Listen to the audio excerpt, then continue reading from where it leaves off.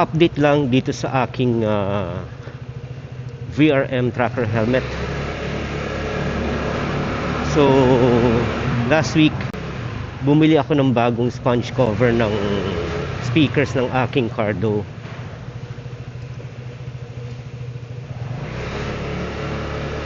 So okay naman siya, fit sa aking speakers. So kinabit ko ulit yung aking Cardo dito sa helmet.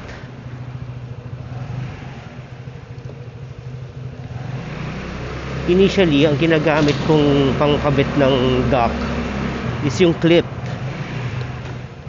Iniipit ko siya dito sa ilalim, dito sa kabila.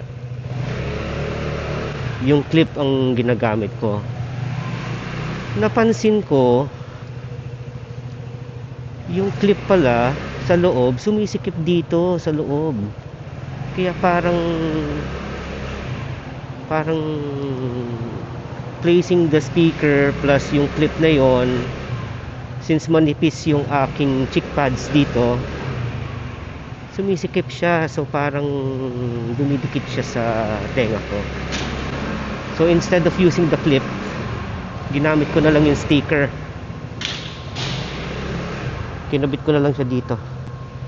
And mas better ngayon ang placement ng aking speakers and wires inside.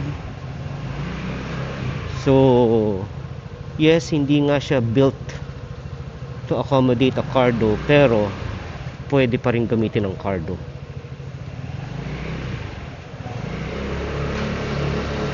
So yun lang ang update, guys. See you around.